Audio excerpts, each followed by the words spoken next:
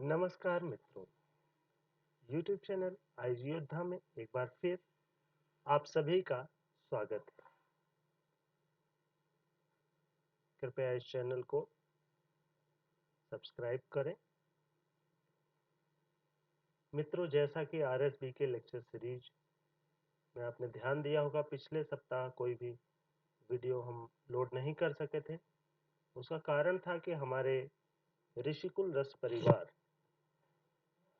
से की शिक्षिका और एक महान रसशास्त्री मेरी गाइड भी रही हैं पोस्ट ग्रेजुएशन में, डॉक्टर श्रीमती सुषमा रावत मैम का असमय निधन हो गया। ईश्वर उनकी आत्मा को शांति प्रदान करे और वो जहां भी हैं प्रसन्न हो। और उनका ध्यान करते हुए, उनको सादर प्रणाम करते हुए, हम आज आरएसबी के लेक्चर सीरीज के 12वें लेक्चर के रूप में परिभाषा इन रसशास्त्र इस विषय पर डिस्कस करेंगे। मित्रों, परिभाषा का अर्थ टर्मिनोलॉजी है। किसी विशेष विज्ञान में जो विशिष्ट शब्दावली होती है उसी को परिभाषा के अंतर्गत रखा गया है, क्योंकि शब्दों की संख्या बहुत ज़्यादा है जिनको हम डिस्कस करना चाहते हैं। इसलिए इस परिभाषा प्रकरण को हम लोग 2 या 3 भागों में विभाजित करके पढ़ेंगे। आज इसका भाग 1 देखेंगे। कई सारे विद्यार्थियों को इसको याद करने में दिक्कत हो रही थी, तो उसके लिए हमने इसमें जहां आवश्यक है वहां कुछ न्यूमोनिक्स भी बताने का प्रयास किया है। न्यूमोनिक्स भी बताएंगे और समझने के लिए एक व्याख्या भी करेंगे। तो शुरू करते हैं परिभाषा प्रकरण में प्रथम भाग। परिभाषा, सबसे पहले हम समझते हैं क्या होती है परिभाषा। तो परिभाषा का जो अर्थ है, मोटा मोटा अगर समझे तो एक ग्लॉसरी ऑफ टेक्निकल टर्मिनोलॉजीज समझ सकते हैं। जो किसी भी साइंस के टेक्निकल टर्म्स होते हैं, विशिष्ट शब्द होते हैं, उनकी जो ग्लॉसरी है, समावेश है, उसी को परिभाषा कहा गया है। And it required for better comprehension of the facts and conditions, processing etcetera of that particular science. जो इसकी परिभाषा है, भिन्न भिन्न परिभाषाएं प्राप्त होती हैं। यहाँ 2 लिखी हुई है, एक वैद्यक परिभाषा प्रदीप के संदर्भ से और दूसरी रस तरंगिणी के संदर्भ से। दोनों ही परिभाषाओं में एक ही बात कही गई है, कुछ शब्दों का हेर फेर है। तो किसी भी एक को अगर ले लें तो जैसे परिभाषा में लिखा है, अव्यक्त मतलब जो व्यक्त नहीं है, जो क्लियर नहीं है। अनुक्त, अनउक्त जो नहीं कहा गया है। लेशोक्त, लेश का अर्थ कम होता है, जो कम कहा गया है। या संदिग्ध, जो संदिग्ध है, कंट्रोवर्शियल है, कंफ्यूजिंग है। ऐसे शब्दों के अर्थ प्रकाशिका, उसके अर्थ को एनलाइट करना, परिभाषा प्रकथ्यन्ते, उसको परिभाषा कहा जाता है। दीपीभूता सुनिश्चिता। और जिस प्रकार दीपक से प्रकाश निश्चित रूप से निकलता है, प्राप्त होता है, अंधकार छट जाता है, उसी तरह से इस परिभाषा के ज्ञान से जो अव्यक्त, अनुक्त, लेशोक्त और संदिग्ध शब्द हैं, उनका अंधेरा छटता है और उनका स्पष्ट अर्थ प्रकाश के रूप में सामने आता है। यह इसका शाब्दिक अर्थ है। इसका अर्थ ये कह सकते हैं, अव्यक्त जो व्यक्त नहीं है, जो पता नहीं है। अनुक्त जो कहा ही नहीं गया हो। जैसे अगर अनुक्त है, जो लवण कहीं कहा गया है, तो उसका अनुक्त सैंधव लवण है। तो अगर हम ये परिभाषा, ये टर्मिनोलॉजी समझ जाएं कि लवण का मतलब सैंधव लवण है, अनुक्त है। द्रव अगर कहा गया है, कुछ स्पष्ट व्याख्या नहीं है, तो आयुर्वेद में द्रव का अर्थ जल लेंगे, ये अनुक्त है। अव्यक्त जो क्लियर नहीं है, हिंट है। जैसे त्रिकटु कहा गया, त्रिकटु, इसका मतलब ये तो फिक्स है कि 3 है और कटु द्रव्य है। लेकिन कौन से 3 कटु द्रव्य हैं त्रिकटु में, तो ये हमें परिभाषा में पढ़ना पड़ेगा। त्रिकटु का अर्थ सुंठी, मरीच और पिप्पली, इन 3 से लिया था। हालांकि आयुर्वेद में बहुत सारे और भी कटु द्रव्य हैं, लेकिन त्रिकटु जहां शब्द आएगा वहां पर 3 सुंठी, मरीच और पिप्पली ही लिया जाएगा।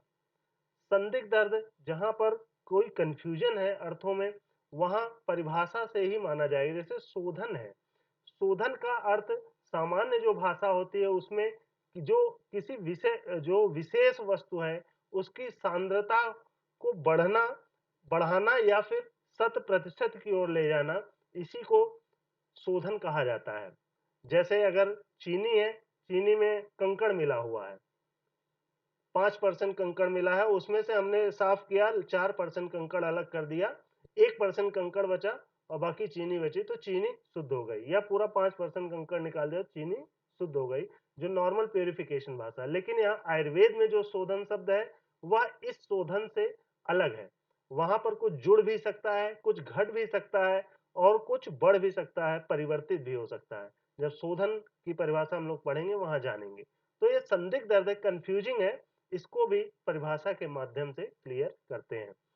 सेम यही अर्थ लेते हुए रसतरंगिणी में जो श्लोक उद्धृत किया गया है परिभाषा के लिए, निगूढ़ अनुक्त लेशोक्त संदिग्धार्थ प्रकाश प्रदीपिका सुनिश्चितार्था विबुधय परिभाषा निगद्यते। वहां अव्यक्त की जगह निगूढ़ कह दिया गया है, बाकी सब चारों टर्मिनोलॉजी वही है। निगूढ़ का भी वही अर्थ है, जिसके गूढ़ अर्थ हो, छुपे हुए अर्थ हो, गहराई के अर्थ हो, उसको समझाने वाला जो शब्द है वो है परिभाषा। तो मेरे ख्याल से परिभाषा क्या होती है, जो टेक्निकल टर्मिनोलॉजीज को डिस्क्राइब करता है उसी को परिभाषा कहते हैं आयुर्वेद में या किसी भी पर्टिकुलर विज्ञान में। अब इस परिभाषा की महत्ता क्या है, इसको भी प्रदर्शित करने के लिए लिखा गया कि विना चंद्रिकया चंद्र प्रतापेन विना रवि, विना अपि रोचिष तद वैद्य स्यात् परिभाषया। अर्थात जिस तरह बिना चंद्रिका के चांदनी के चांद होता है, बिना चंद्रिकया चंद्र प्रतापेन बिना रवि, यदि बिना ताप के रवि हो, सूर्य हो लेकिन उसमें ताप ना हो, चंद्रमा हो लेकिन उसमें चंद्रिका ना हो, उसी प्रकार से वैद्य होता है परिभाषा के ज्ञान से अनभिज्ञ। जिस वैद्य को परिभाषा का ज्ञान नहीं है उस पर्टिकुलर साइंस के लिए, तो उस विज्ञान वो उसी तरह है जैसे बिना प्रताप का, बिना ताप का सूर्य हो या बिना चंद्रिका का चंद्र हो। इसके इंपॉर्टेंस को शो करने के लिए ऐसा लिखा गया है।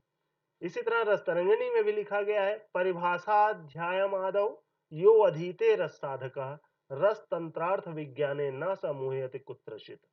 अर्थात जो परिभाषा अध्यायम आदौ यो अधीते, जो रस साधक प्रारंभ में ही परिभाषा के अध्याय का अध्ययन कर लेता है, परिभाषा के बारे में जान लेता है, वह रस तंत्रार्थ विज्ञाने न समूहयति कुत्रचित, रस तंत्र के विज्ञान में कहीं पर भी दिग्भ्रमित नहीं होता है।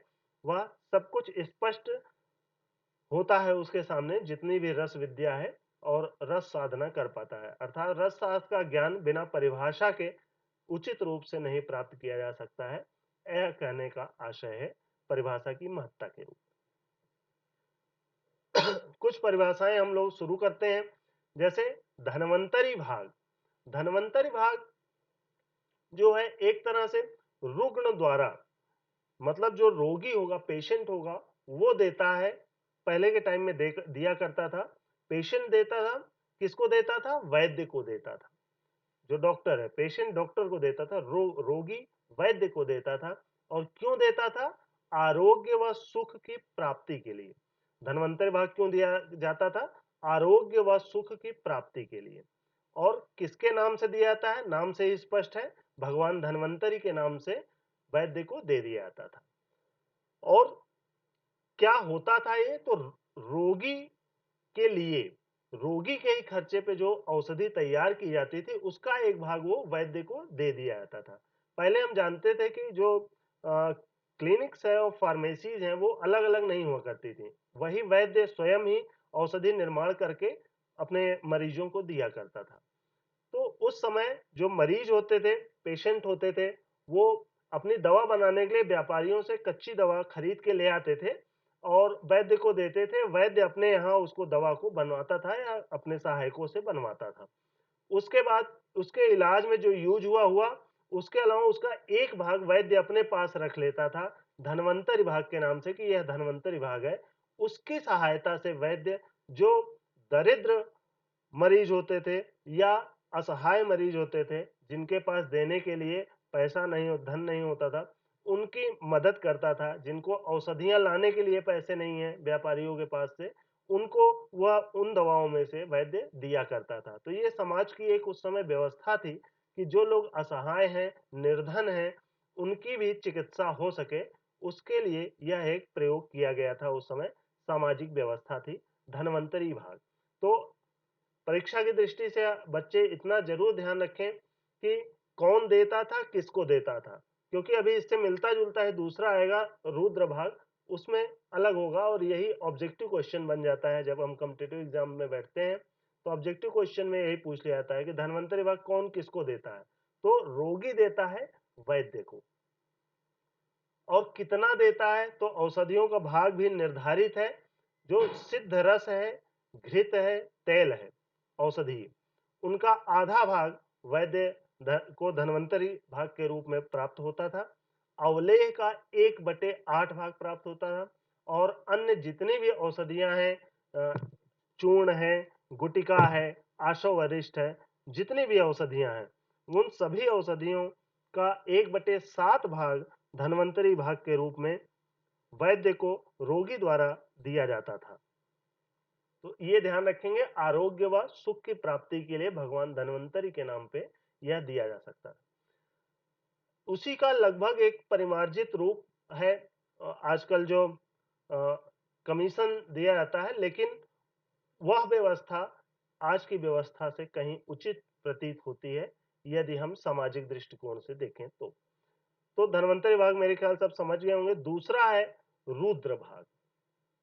रुद्र भाग के लिए रस रन समुच्चय का ही संदर्भ है। भैषज्य क्रीणित द्रव्य भागो अपि एकादशो ही यह वणिभ्यो गृहते वैद्य रुद्र भाग स उच्यते। वणिभ्यो गृहते वैद्य मतलब जो व्यापारी होते थे वो उनके द्वारा वैद्य को दिया जाता है, उसे रुद्र भाग कहते हैं। तो दोनों में अंतर ध्यान रखेंगे। धन्वंतर भाग जो है वो रोगी देता है वैद्य को, जबकि रुद्र भाग व्यापारी देता है वैद्य को। और क्या कितना देता है, तो भैषज्य क्रीडती, जितना औषधि, कच्ची औषधि, कच्चा जो रॉ मटेरियल होता था, वह जितना खरीदा गया है रोगी के द्वारा, उसके उस द्रव्य भागो अपि एकादश हो, उस द्रव्य के 1/11वां भाग, एकादश भाग, उसके मूल का 11वां भाग जो व्यापारी है वह वैद्य को दिया करता था। तो ध्यान रखें, यहां पर अतिरिक्त शुल्क वैद्य रोगियों से नहीं लिया करता था। वैद्य का जो सोर्स ऑफ इनकम उस समय हुआ करता था, यही होता था कि जो व्यापारी है वह खरीदी गई जो कच्ची औषधि, क्योंकि व्यापारी लाभ ले रहा है, तो उसी में से उसका 1/11वां भाग जो है वो वैद्य को देता था। बाकी जो रोगी से लेता है वो धन्वंतर भाग, वह दूसरों के हित में काम आता है। जो असहाय लोग होते हैं, रोगी होते हैं, जो देने में असमर्थ होते हैं, व्यापारियों से औषधि, कच्ची औषधि खरीदने में असमर्थ होते हैं, उनकी सेवा हेतु दिया जाता है। तो जो वैद्य का सोर्स ऑफ इनकम उस समय था, यही रुद्र भाग ही था। खरीदी गई औषधि के मूल्य का 11वां भाग व्यापारी देता था वैद्य को, ये ध्यान रखना है। तीसरा जो टर्म है विश्वासघाती वैद्य, रसरत्न समुच्चय में ही बताया गया है कि प्रग्रह अधिक रुद्रांशम, मतलब जितना निर्धारित है 1/11 भाग, उससे अधिक रुद्र भाग ग्रहण करना। यो असमीचीनम औषधम, जो रोगी को अनुपयुक्त औषधि निर्दिष्ट कर दे, अधिक रुद्र भाग लेकर के, व्यापारी से ज्यादा पैसा लेकर के यदि रोगी को जो वैद्य गलत औषधि निर्देश करता है, मंगाता है, उसी के लिए वैद्य सहस्याद विश्वासघात का, उस वैद्य को विश्वासघाती वैद्य कहा जाता है।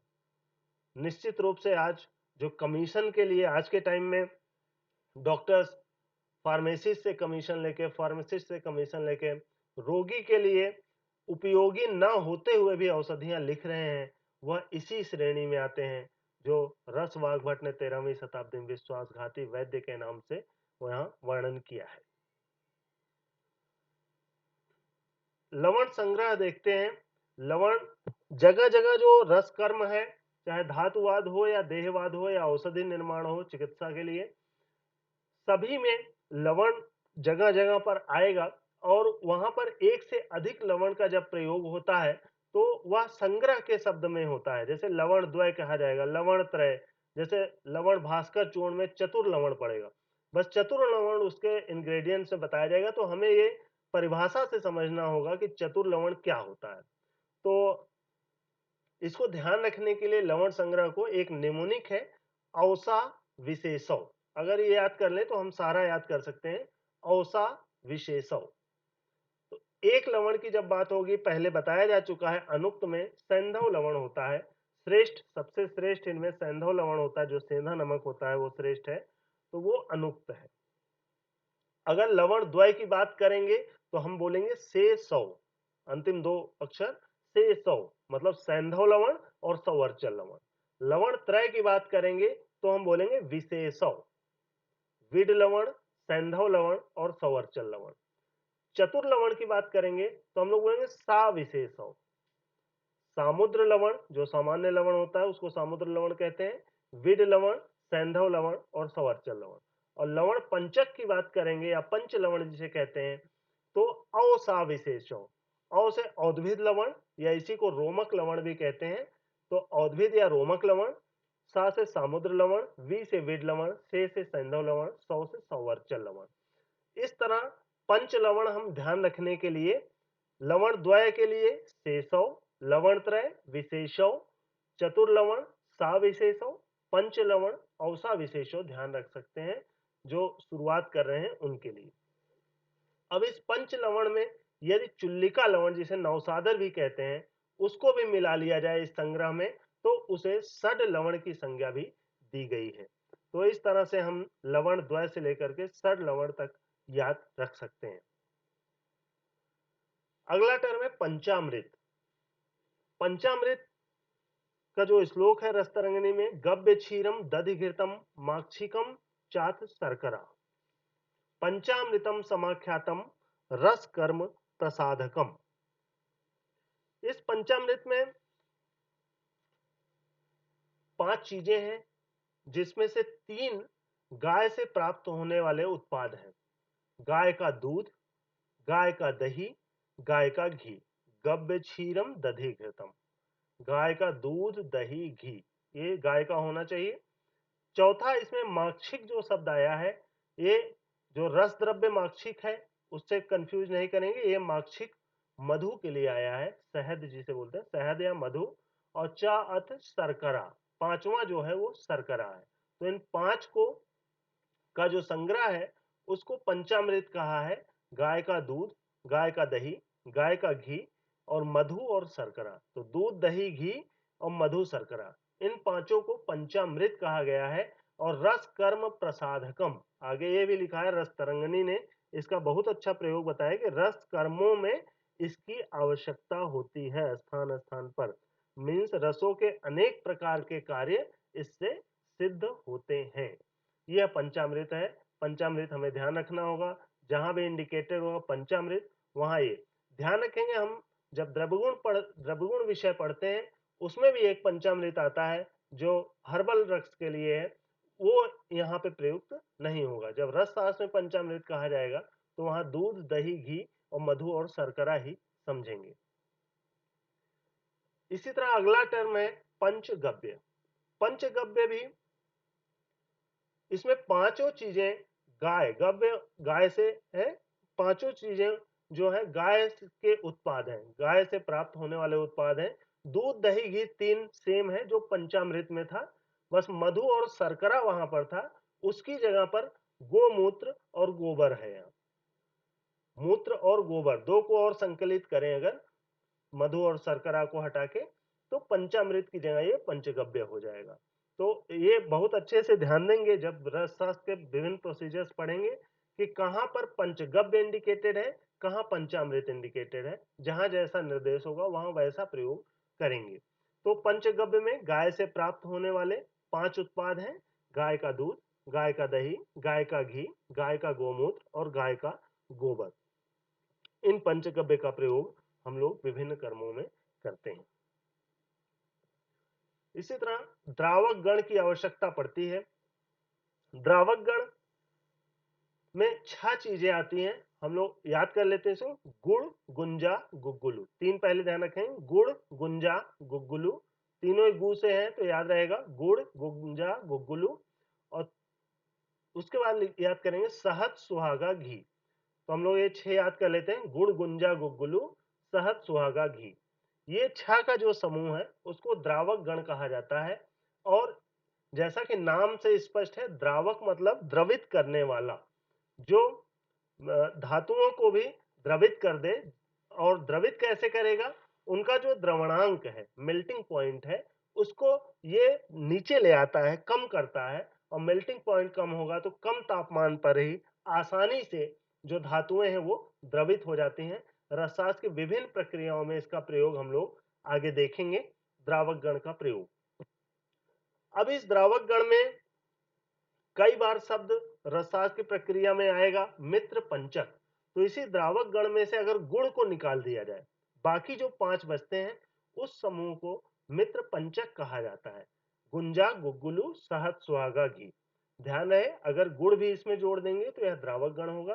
गुड़ नहीं है अगर इसमें, गुंजा, गुग्गुलू, शहद, सुहागा, घी है, केवल 5 चीजें, तो इनको मित्र पंचक कहते हैं। और ये भी लगभग द्रावक गण जैसा ही कार्य करते हैं, लेकिन जहां पर रसशास्त्र की जिस प्रोसीजर में जो इंडिकेशन होगा हम वैसा कार्य करेंगे।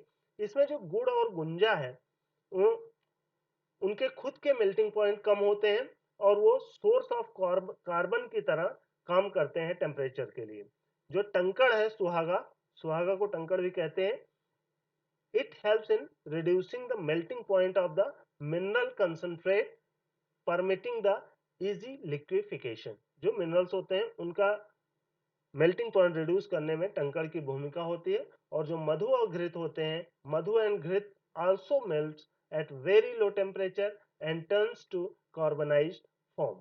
That form carbon will help to segregate धातु फ्रॉम धातु भस्म। धातु भस्म से धातु को सेग्रीगेट करने में हेल्प करते हैं मधु और घृत। इस तरह से मित्र पंचक का जो रोल है आगे रसशास्त्र के विभिन्न प्रोसीजर्स में हम लोग देखेंगे। लेकिन मित्र पंचक को जानते रहेंगे, गुंजा, गुग्गुलू, शहद, सुहागा, घी का जो कॉम्बिनेशन है उसी को मित्र पंचक कहा गया है। मधुर त्रय, मधुर त्रिक या त्रिमधुर, इन नामों से यदि आएगा तो 3 मधुर द्रव्य हैं। वो 3 मधुर द्रव्य क्या क्या है, घी, गुड़ और शहद। जब भी मधुर त्रय, मधुर त्रिक या त्रिमधुर नाम आएगा तो हम उससे समझ जाएंगे कि घी, गुड़ और शहद इनकी बात की जा रही है, इनका कॉम्बिनेशन यूज करना है वहां पे। घी, गुड़ और शहद ध्यान रखेंगे मधुर त्रय में। इसी तरह क्षीर त्रय आता है। क्षीर त्रय में 3 विशेष प्रकार के दुग्ध का समूह है ये, और तीनों ही हर्बल ओरिजिन के हैं। जो दूध है, क्षीर है, वह लैटेक्स एक तरह से होता है वनस्पतियों का। 3 अलग अलग वनस्पतियां हैं। एक है अर्क, कैलोट्रोपिस प्रोसरा जिसे बोलते हैं।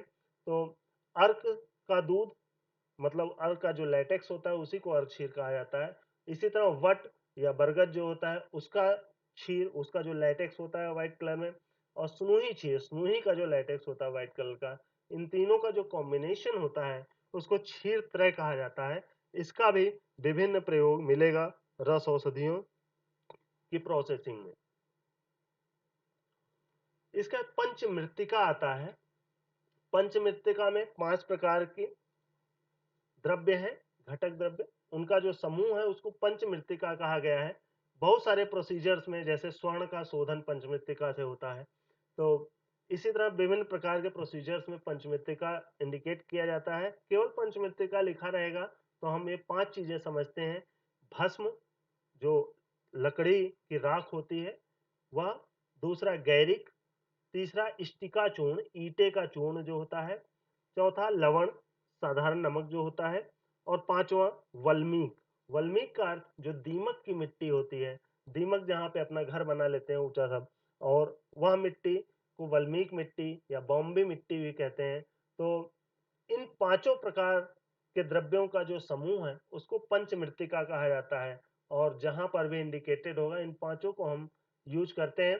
और एक बात ध्यान रखते हैं, जहां पर अगर कुछ नहीं कहा जाता है तो अनुक्त आयुर्वेद में समभाग को मानते हैं। अगर 5 कहा गया है तो पांचों को समान मात्रा में लेना है, समभाग लेना है, इस तरह का रेशियो। तो ध्यान रखेंगे, जो पंचमृत्तिका है, भस्म, गैरिक, स्टिकाचूर्ण, लवण और वल्मीक, ये 5 का जो कॉम्बिनेशन है उसको पंचमृत्तिका कहते हैं। इसको याद करने के लिए कुछ लोग ट्रिक बना लेते हैं, भ ग ई लव, भगई लव, ऐसे करके भी याद कर सकते हैं शुरू में, बाद में खुद ही ध्यान आ जाता है, शुरुआत में ऐसे याद कर सकते हैं, भगई लव पंचमृत्तिका होता है। इस प्रकार आज के परिभाषा प्रकरण के प्रथम भाग में इतना ही। दूसरे भाग में और भी बहुत सारे टेक्निकल टर्म्स हैं और उनके बारे में हम जानेंगे। इस वीडियो के लिए मैं अपने समस्त ऋषिकुल रस परिवार का आभारी हूं। विशेष रूप से सभी दर्शकों का, व्यूअर्स का आभारी हूं, जो अपनी प्रतिक्रिया देते रहते हैं, लाइक करते रहते हैं और कमेंट में ढेर सारे प्रश्न पूछते रहते हैं। और विशेष रूप से मैं अपने ऋषिकुल रस परिवार के जो head of department professor Khemchand Sharma sir हैं, उनका आभारी हूं, जो हर वीडियो के बाद अपनी प्रतिक्रिया, सुझाव और मार्गदर्शन करते रहते हैं, जिससे हर अगला वीडियो बेहतर होने की दिशा में अग्रसर होता है। तो आप सभी का बहुत बहुत धन्यवाद। आगे का जो भाग है उसको देखने के लिए YouTube पर इस चैनल को सब्सक्राइब करें और यदि वीडियो पसंद आया हो तो उसे लाइक करें और ज़रूरतमंद लोगों तक इसको पहुंचाते रहें। तब तक के लिए नमस्कार, धन्यवाद।